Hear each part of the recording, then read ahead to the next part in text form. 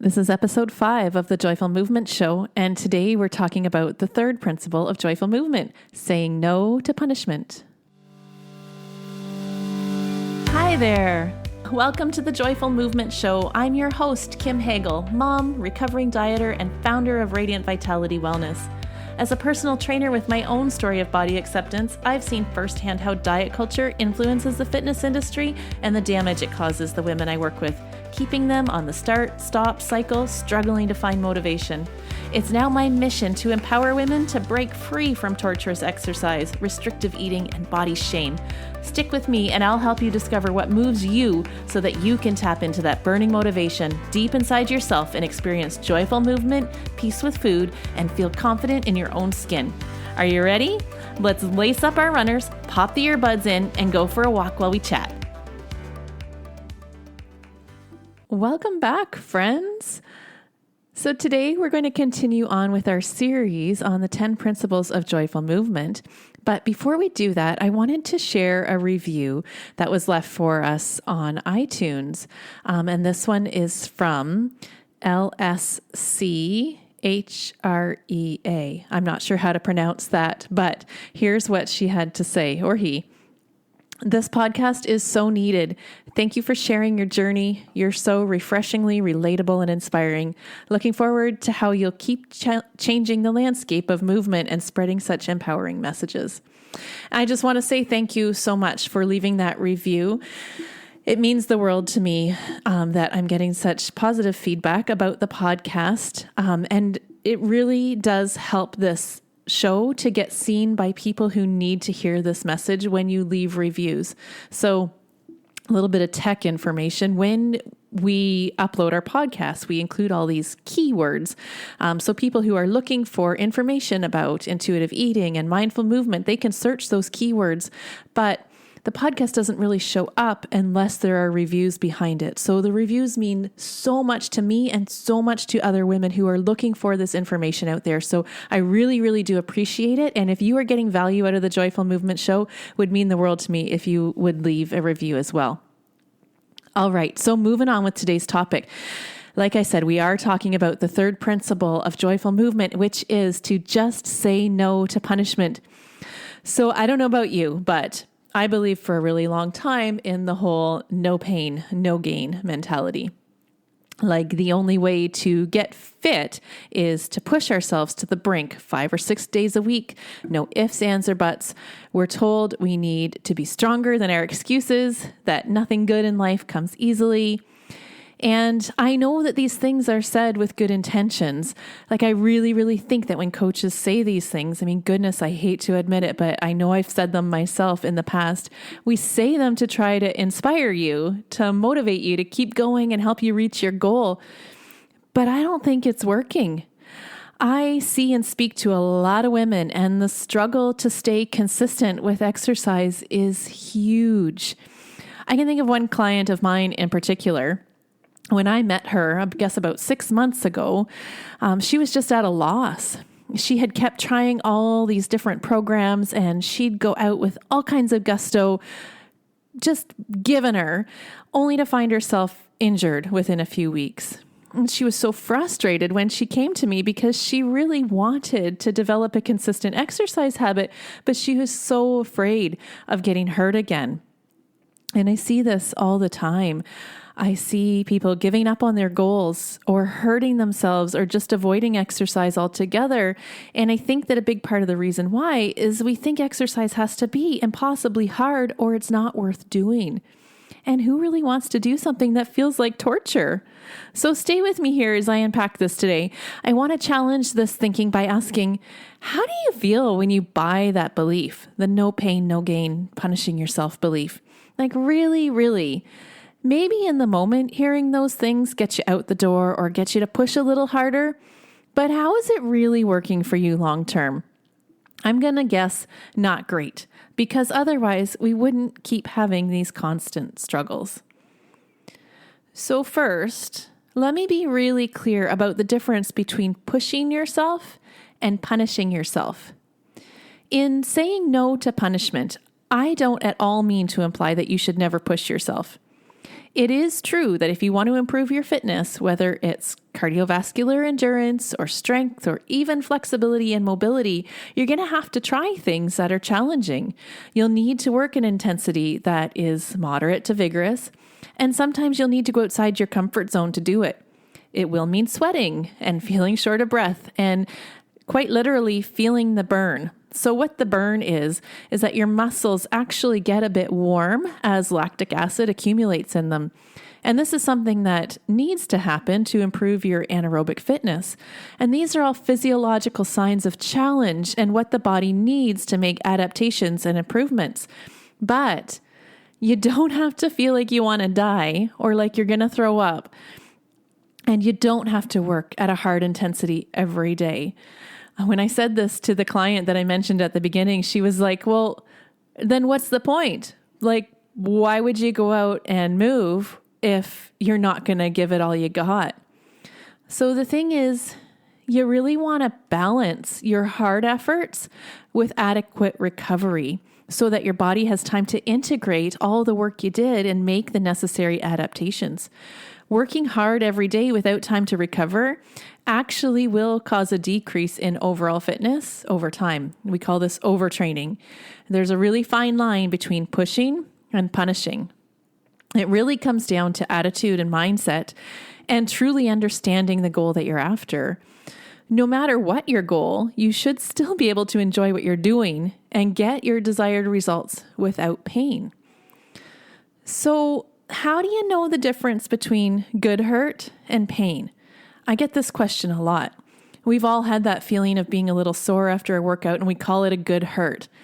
And there is a good hurt that comes after a good exercise session or workout. And notice I say a good workout, one that challenged you, but you still liked it and felt great after. I'm sure you've all felt the little tenderness in your muscles after a workout like this. The technical name for this good hurt is called DOMS, delayed onset muscle soreness. And it usually happens about 24 to 48 hours after a workout that was a little more intense or different than how you normally move. It's a result of your muscles being challenged.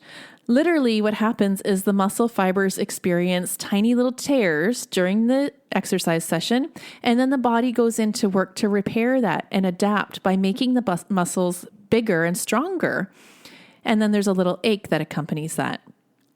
So DOMS is a normal physiological reaction, and it's okay and normal to experience it from time to time. But it's also okay if you don't. A lack of DOMS doesn't mean you didn't work hard enough. It could just be a sign that you're well conditioned. So being sore really shouldn't be your goal. It's really important that you give your body rest and recovery when you're dealing with DOMS. Pushing through that soreness while you're in that DOM state can actually lead to an injury. This can occur because your joints and muscles may be less able to absorb impact, or we also tend to use other muscles to compensate for the ones that are sore. And additionally, muscle soreness changes your perceived intensity, meaning that you could push yourself too far and the muscles might actually tear, which could really set you back. Like you might decide that, normally I can work this hard and not recognize that you need to take it a little bit easier today because your muscles are sore. You would push through at an intensity that you normally can handle and in an event cause yourself an injury. So here's how I get my clients to assess if it's a good hurt or if it's actual pain. So first one is the toilet test. When you sit down on the toilet, do you dread having to get back up? Number 2, can you get up and down the stairs or brush your hair?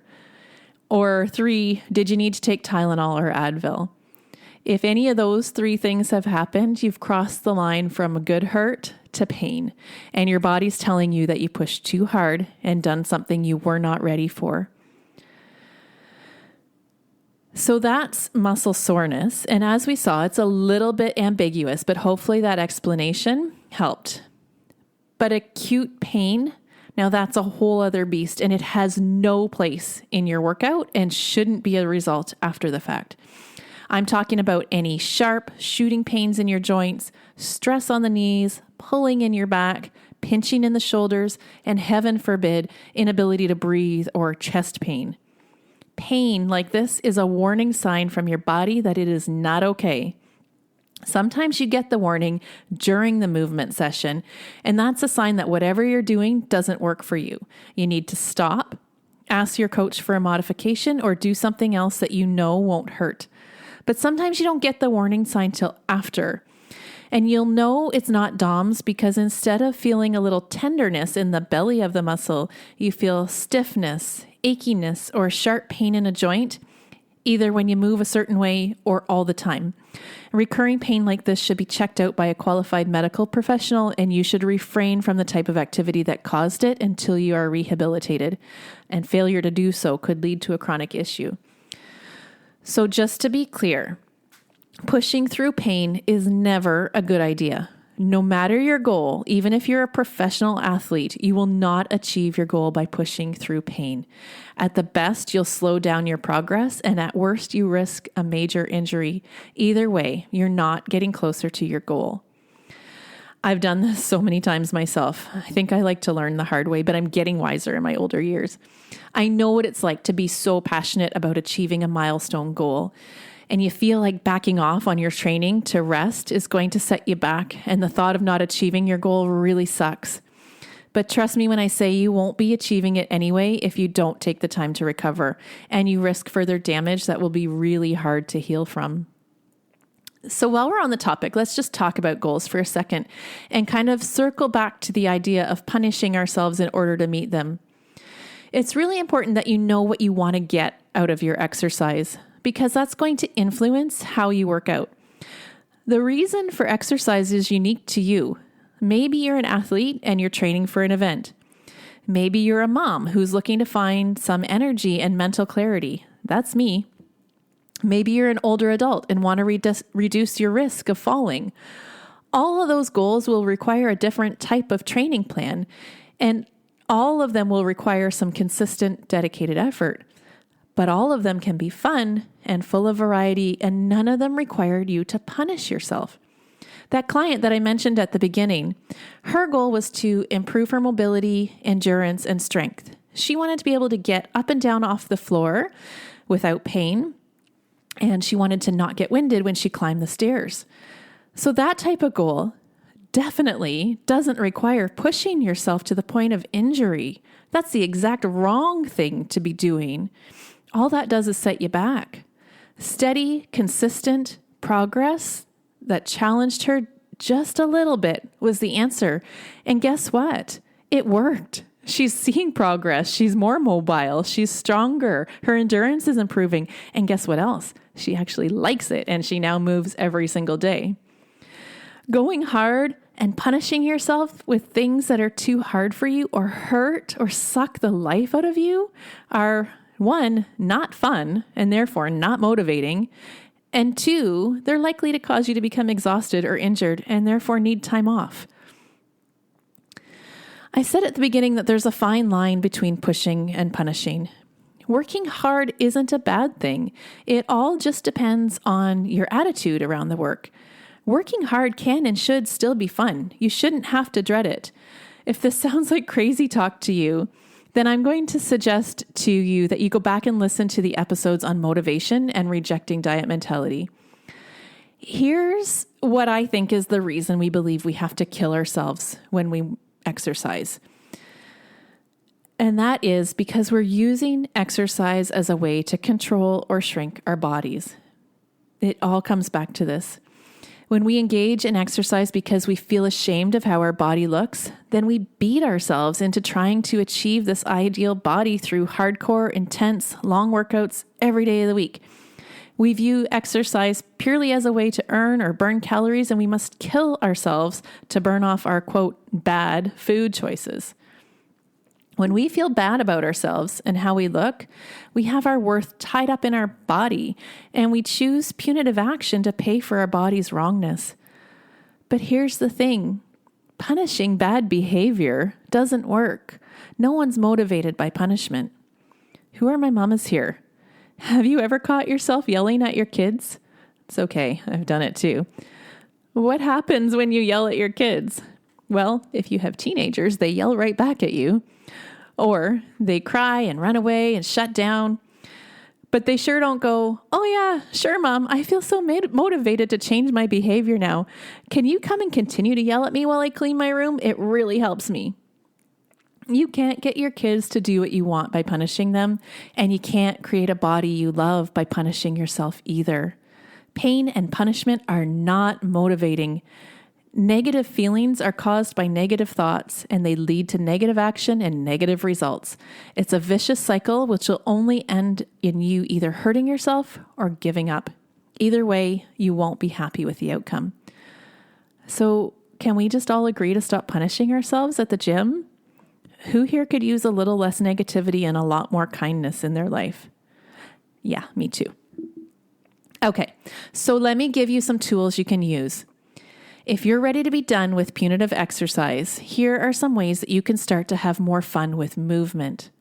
Number 1, change your thoughts.